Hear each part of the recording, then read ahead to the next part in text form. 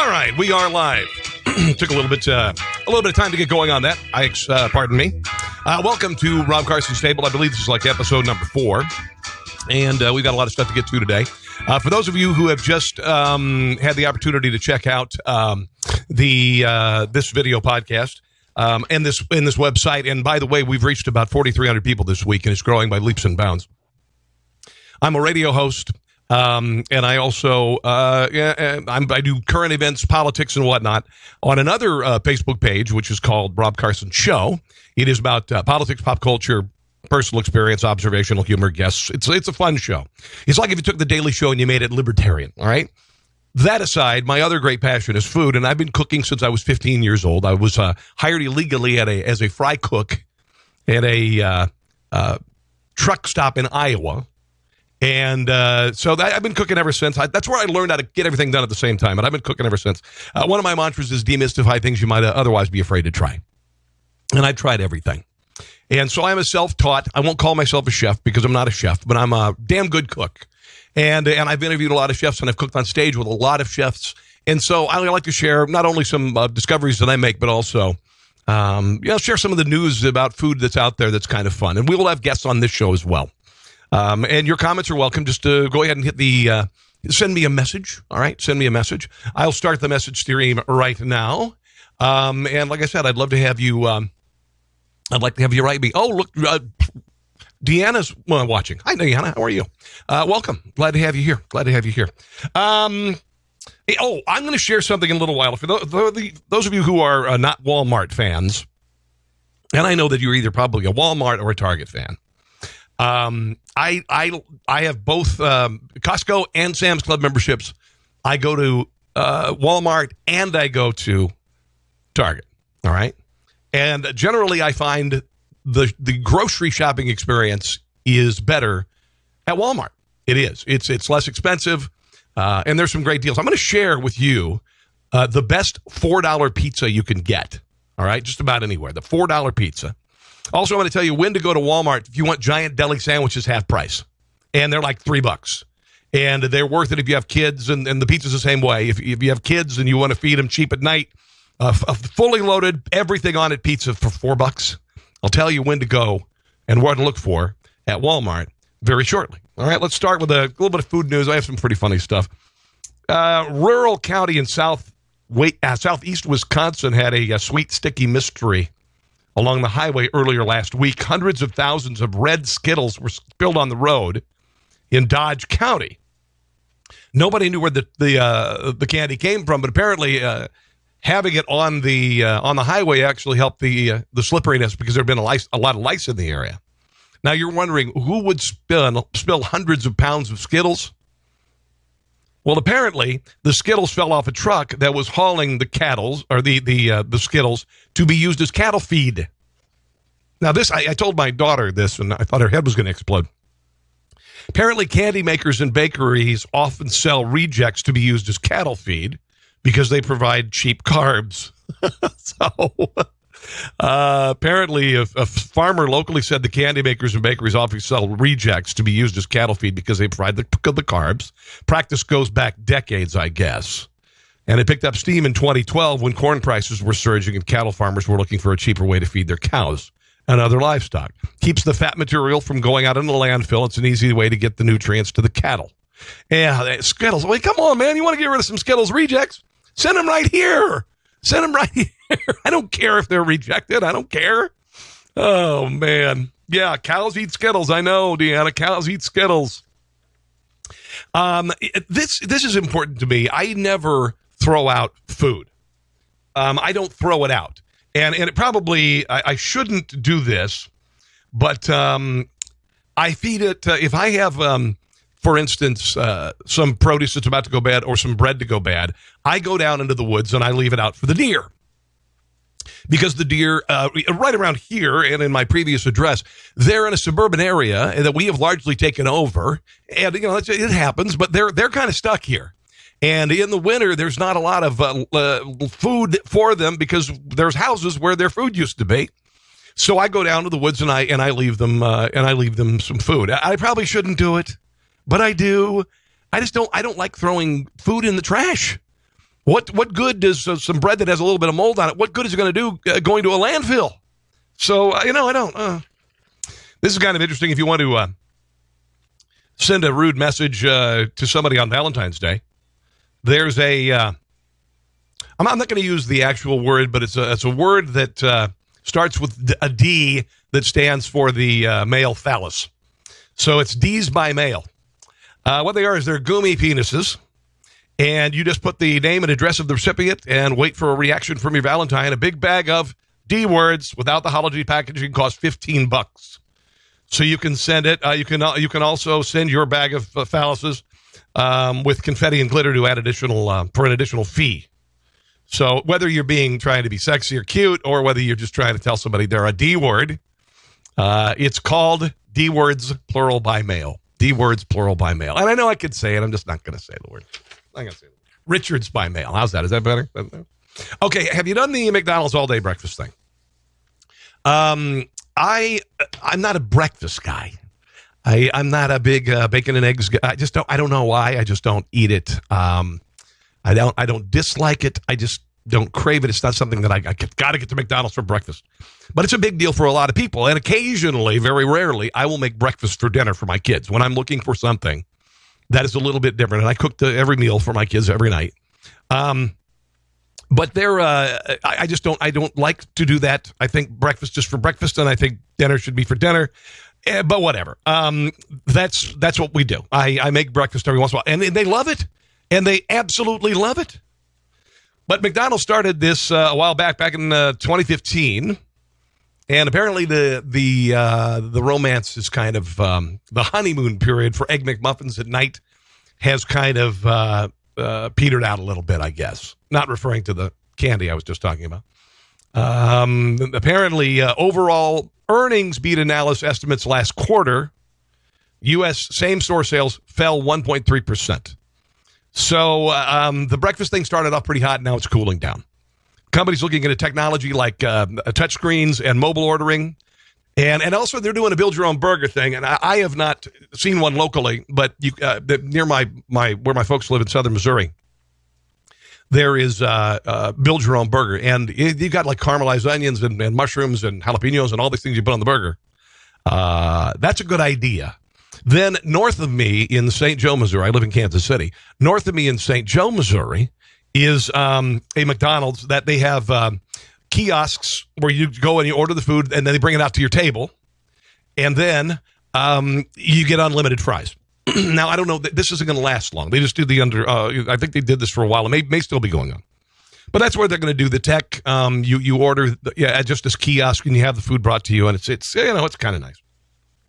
But all day breakfast apparently is not kind of. I'd rather have a cheeseburger for breakfast than pancakes for breakfast, to be quite honest. But most people don't like after lunch food in the mornings, and I get it. By the way, I took my son to Taco Bell. He wanted to go to Taco Bell for breakfast this morning. It was a special thing because he'd worked out yesterday, and he didn't get home until late because he was working. And took him to Taco Bell, and it was a very nice experience. He got a crunch wrap with sausage. Then he got a little breakfast burrito. Then we got an order of hash browns for my daughter. It was $5. It was $5, and it was good. It was good. I don't eat it a lot, but I like my Taco Bell. I really do. So have you heard this thing about if you overcook your French fries and you eat burnt stuff that you're going to get cancer? The carcinogens will cause you cancer. My wife likes these chips you can buy, and I don't know what the brand is, but they're called the burnt ones. I'm not even sure which brand it is, but I know it's a kettle chip brand. But they take the ones that they overcook, and they put them in a bag, and people love them. They love them. Normally, they would have made cattle food out of them, but then no, they take the burnt chips, and then it worked fantastic. Hi, Joe, by the way. Glad to have you. Hi, Katie. Hello. How are you? Glad to have you watching today. Well, not only crunchy burnt potatoes, but also burnt toast are not considered a danger food anymore, according to Cambridge University. If you're worried about charred food killing you, like burnt toast, the only way you are going to have a risk with burnt toast, you'd have to eat 320 slices a day. 320. Now, apparently, there's this thing called acrylamide. A toxic compound is created when potato and bread are cooked for long periods of time at a high temperature, giving them a brown flavor. But you'd have to eat an ungodly amount of them. So, again, this is one of these things they come out with, and it's got cancer, it's going to kill us all, and then they track it back. They did that with the Sweet and Low years ago, saccharin, years ago. And I think I was in middle school when I heard that saccharin was going to cause you cancer, and then I found out that you had to consume 300 cans of soda a day, which is, absurd on the face of it. Let's see. Oh, I've got some good stuff. I got the secret coming up. The secret to Costco's rotisserie chicken. Why it's so freaking good. Costco has rotisserie chicken. Sam's Club has a terrific rotisserie chicken. I use it all the time. They're only $5 or so, maybe a little shy of $6. They're great with just some stovetop stuffing and some green beans on the side for the kids. Or you can make the best damn white chicken chili in the history of mankind using that chicken. And it's cheap. And it's fantastic. And the reason they sell it so that cheap is because you go back through all of the other places, and then you buy the bread, and then you buy the veggies, and then you buy the this, and then you buy this, and they break even on the chicken. And it works. Okay. They're going to find out if they can brew beer on the moon, I guess. There's a lunar mission coming up at the end of this year, and one of the experiments they're doing is hi, Diamond, how are you? They're going to see if they can brew beer. They're going to take this unfermented beer, or wort, send it into space, land on the moon, and then rather than repeating the fermentation and carbonation phases, they're going to just, combine them. All right, I'm not going to make this too complicated, but apparently these students got together, and as part of a variety of projects the science students had offered, and then there was a prize associated with it. It was called the Lunar X Prize Competition, and these kids, the University of California, San Diego students, got to send their experiment, which is making beer, to the moon.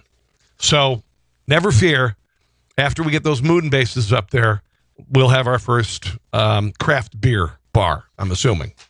So there you go. Beer is so good. Beer's a gift from God. I had a story about beer I'll share with you in a few minutes. Actually, I'll share it with you right now. The oldest beer, the oldest alcoholic beverage, was made in China 9,000 years ago. And I'm going to show you something in a little bit. Some things that you didn't know came from China. Some products, things that you eat every day that you wouldn't believe come from China, like ketchup. All right. But 9,000 years ago, they fermented this beverage. And then it was a beer was made from rice, honey, and fruit. Okay, Dogfish Head was a terrific brewing company in Frederick, Maryland. I used to go there all the time. Decided to recreate the recipe. They call it Chateau Yihao beer.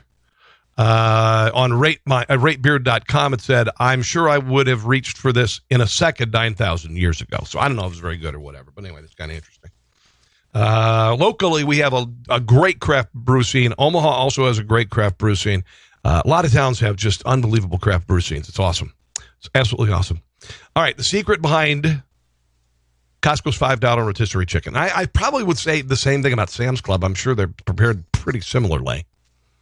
Dr. Oz. Dr. Oz decided he was going to expose hidden ingredients in different products, and one of them is this the chicken at Costco.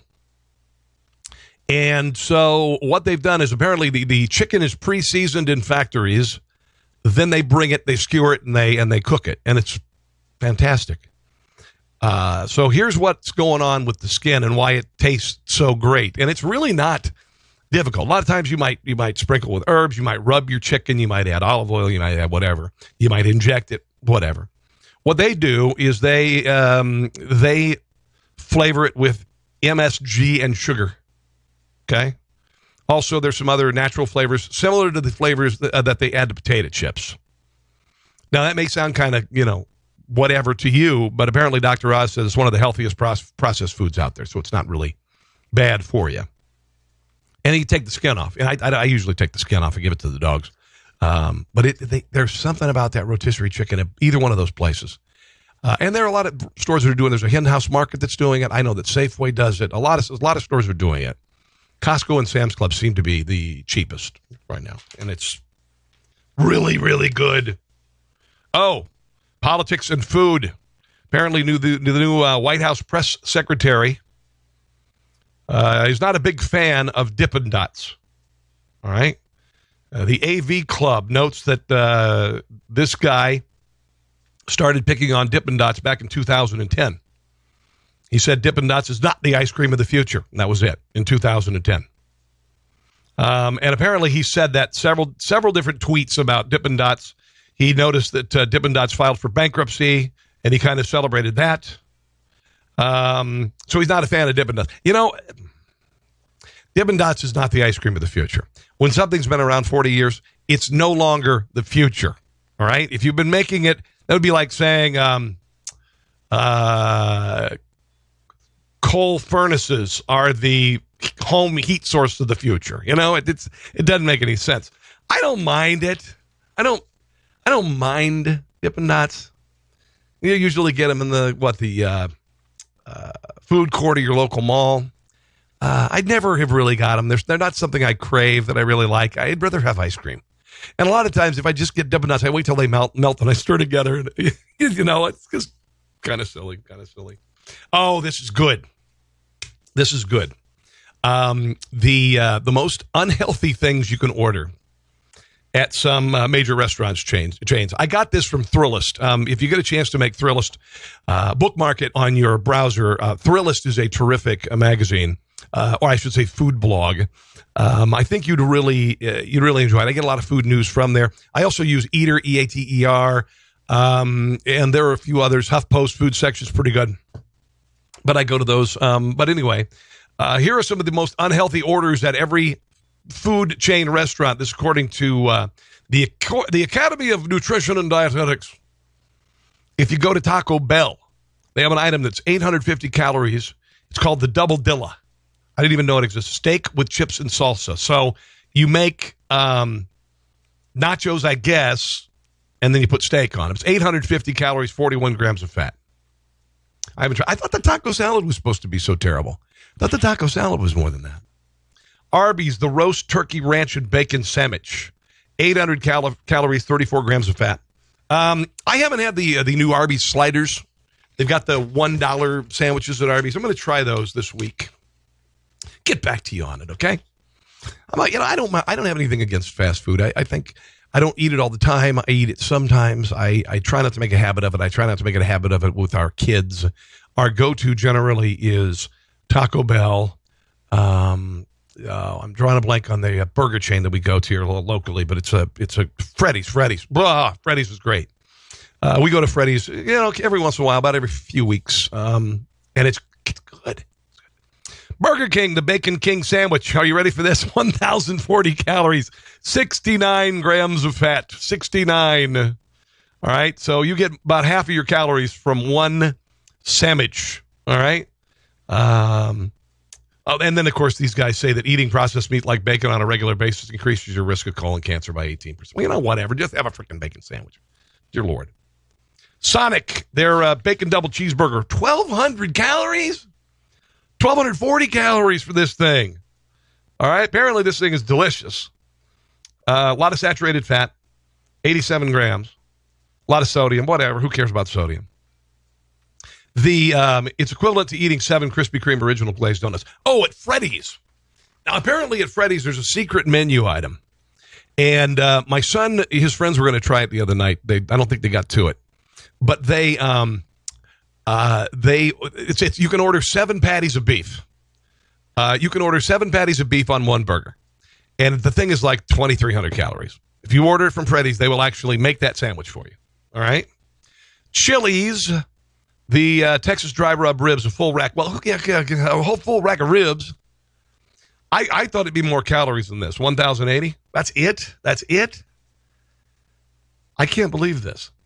I thought that a full rack of ribs was more than that. That's not as bad as I thought it was going to be. Dang. Now I don't feel bad when I have a couple of them. Olive Garden, the chicken and shrimp carbonara. Of course, anything with cream sauce, right?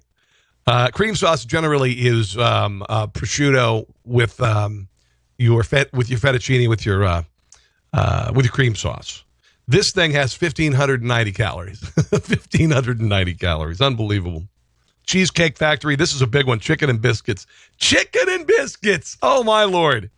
2,260 calories. 2,260 calories. Their bistro shrimp pasta is bad, and their pasta carbonara bad, but the chicken and biscuits is the worst. Cheesecake Factory is I like Cheesecake Factory. I don't have any problem with Cheesecake Factory.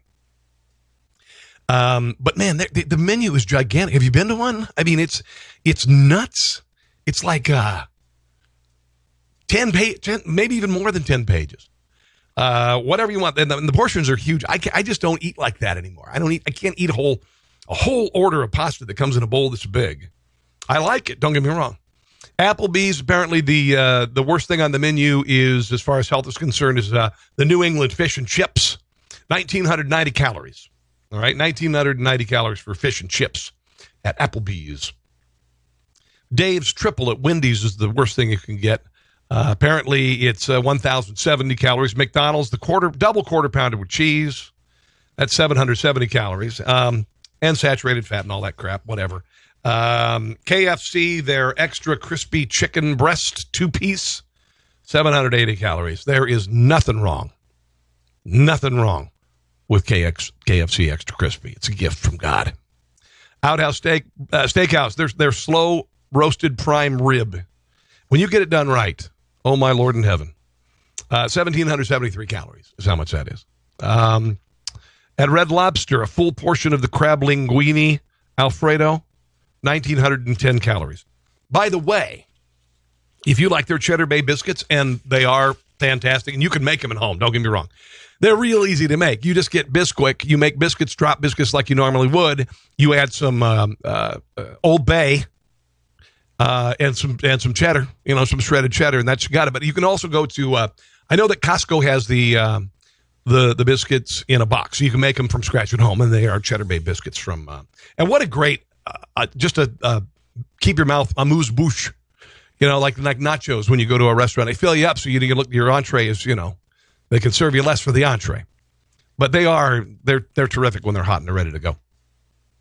Finally, Panda Express, the worst thing on their menu is chow mein, 510 calories. Man, I mean, compared to the other things on this list, that ain't bad. They're a good, they're a good go-to. I want to get into the secrets behind, and this is from the Daily Meal, terrific food blog. They did the secrets behind the success of PF Chang's.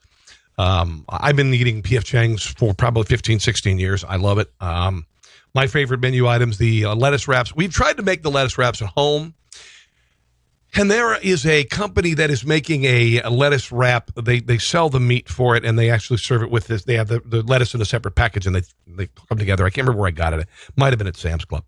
But anyway, it's hard to. I've done copycat recipes of the lettuce wraps, and honestly, the one time that I used the copycat, it took forever. It was a hell of a lot of work, and just not worth it. So that's a great thing that they serve. Their Dan noodles are spectacular, but they're also just like 1,600 calories. And the Great Wall of Chocolate, which is this chocolate cake that's a 6 layer, is just stupid ridiculous. Now, apparently in San Francisco is where it started. Cecilia Chang is the founder, and she was into Mandarin cooking. She was called the Julia Child of Chinese Cook, and she introduced authentic Northern Chinese cuisine to America.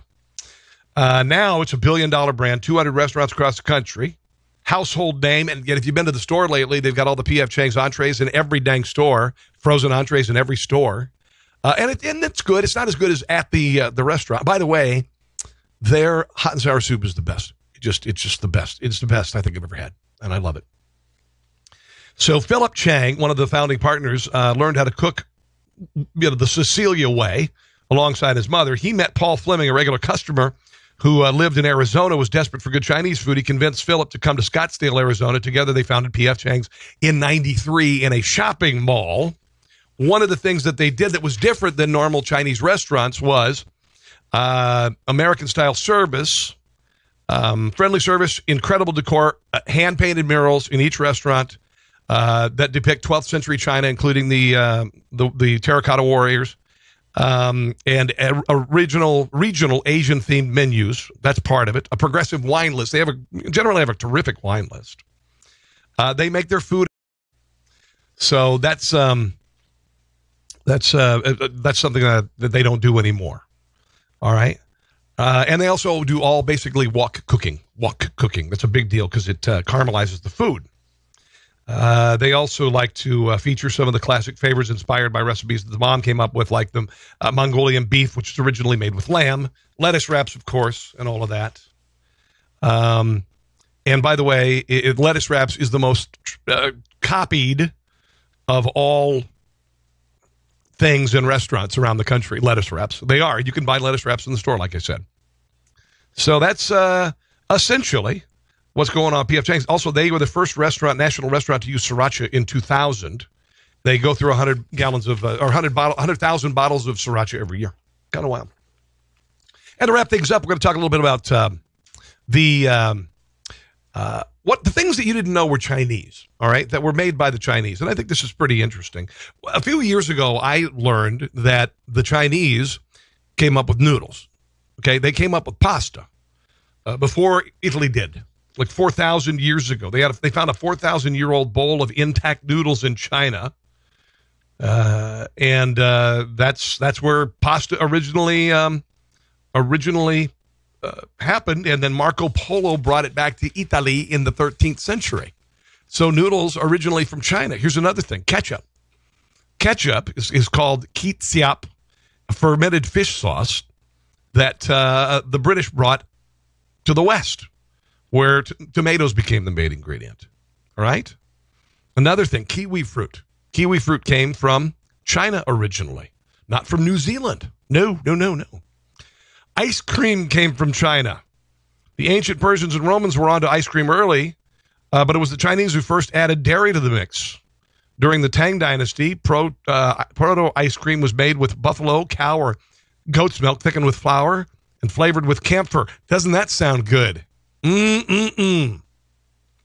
Miso originally came from China, and I'm not talking horny. Miso, and then booze. 9,000 years ago, fermented beverages were made in China, so I thought that was kind of interesting. That is another episode of the Carson's Table podcast. I hope you enjoyed it today. I hope you got some useful information out of it. If you get a chance to check out my Patreon page and become a patron for as little as $1 a month, you can enjoy both of my podcasts, my live streaming videos as well. In the meantime, you can write me, Carson on the radio at gmail.com. Carson on the radio at gmail.com. Will you do that?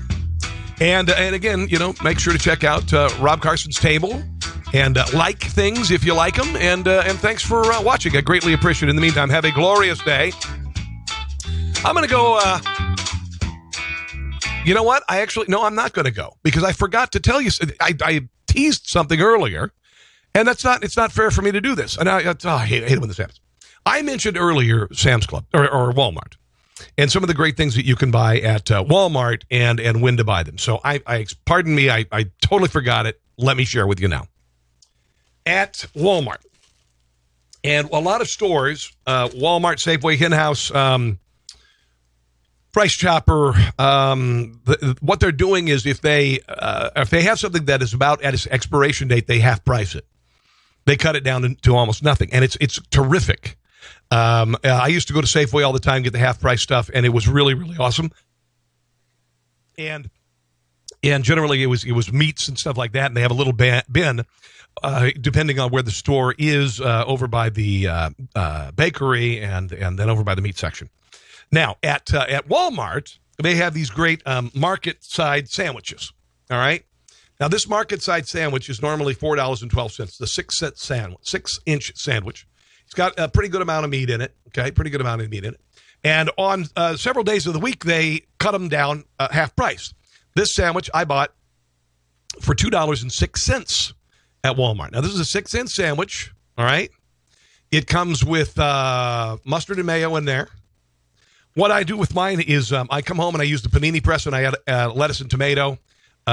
Sometimes if you're buying a sandwich close to the expiration, the lettuce is a little wilty. So I'll add lettuce, tomato, onion, and then I'll put it in the panini press for my son, and it makes a hell of a sandwich. Now, that's $2. All right, $2.06. Unbelievable. You think that your Subway sandwich for $6 is a good deal? How about this? This is a Market Deli loaded New York deli sandwich. Cheddar cheese, salami, pastrami, ham and Swiss. All right, all of that. Okay. Normally, this sandwich sells for $5.68, which is a good deal. When I get them on sale, they are $2.68 or 84 cents. $2.84. So there's a sandwich right there for $2.84. All right. I usually buy half a dozen of these or more, keep them in the fridge. That's a go-to for my son after school, before he goes to work, whatever. And again, I usually take the top off, remove their lettuce, add my own veggies. He likes Miracle Whip better than he likes mayonnaise, so I do that. Kind of cool. Here's the pizza, all right? Pizza at grocery stores used to stink. It used to be terrible. It used to be Totino's. It was not good pizza. It was a little slab cracker with little cubes of pepperoni on it. It was awful. Now everybody's making pizza, and it's very affordable at grocery stores. Target makes it. Target does a deep dish version of it. Every grocery store has pizza that they make. Hy-Vee has it. And all of these have their advantages, disadvantages. When I buy pizza at Sam's Club, generally when I buy the pizza there and I come home and cook it, it cooks differently than when they have it there. It's better to get the pizza fresh out of the oven from Sam's Club. It's the same price rather than bake it yourself. I don't know what it is. I've tried brushing the crust with olive oil, but the exterior crust on the Sam's Club pizza, it just tends to get kind of crusty and bready and croutony, and I don't like that. Costco's a little bit better about that, but oddly enough, Walmart pizza is different than that. Now, this is a pizza that normally goes for, I think, $8.99, which is still a great deal. This is an everything on it pizza. This has got bell peppers. This has got black olives. This has got red onion. It's got sausage. It's got pepperoni. It's got cheese, green pepper, all of this. Here's the pizza. All right, this thing is gigantic. Look at that. This thing is gigantic. This thing is good. I'm thinking 14 or so inches across, maybe 16. Might be a 16-inch. All right. This I got the other day for $3.84 because it was discounted. All right. It was discounted like the sandwiches. They do the same thing with pizza. Generally, it depends on the store. What you should do is when you go to Walmart, look at the expiration dates on the pizzas when they put them out on the sandwiches. So if today is the 23rd of January and the 24th of January is the expiration dates on the pizzas, there's a good chance that these pizzas are going to be discounted the day before. I've had particular luck on Thursdays. Thursdays, for some reason, is a pretty good thing. Every day at Walmart, you can get baked goods, but you got to get there early, okay? And I'm not talking like 8 in the morning. I'm talking about noon, sometime during the workday, because after work, they're going to be gone. You can get donuts. I got a pecan pie the other day for $2.50. Just a nice little pecan pie for $2.50. All of them are perfectly fine. And with these pizzas, I freeze them. I've got a dozen pizzas in my freezer outside. Some of them are the smaller ones, some of the bigger ones, cheese on some of them, pepperoni on some of them. But whenever I see that yellow sticker on there, I go nuts. And it drives my wife crazy because, I don't know. But it's worth it. It's worth it. So that's just what I found, one of my discoveries that I found at Walmart. If you have a nice Walmart, and there are nice Walmarts. I know some people are down on Walmart. I like Walmart. There's a terrific Walmart near my house. It's clean. It's upscale. It's very nice. And so, like I said, Thursday is good. Sundays seem to be good. They have whole salmon fillets that have not been frozen in the meat case. A lot of the times on Sundays, they have those nearly half price. So a salmon fillet the other day that I got with $24, I got for $16. I've gotten whole salmon fillets for as little as $12. But again, you got to kind of, you got to look around. You got to do your homework. I know this sounds kind of silly. I'm a guy, but these are the things that I do. I do. I do the shopping for my family, and I look for bargains. And that's the bargains. Okay, so now on that note, I am going to end the broadcast today. Again, if you'd like to write me, CarsonOnTheRadio@gmail.com, please do me a favor and share this video with others, okay, if you have other foodie friends. Write me at CarsonOnTheRadio@gmail.com. I know we've had some buffering problems today. I'll work on that. In the meantime, have a glorious day, and we'll see you again next time. Take care, guys. Bye.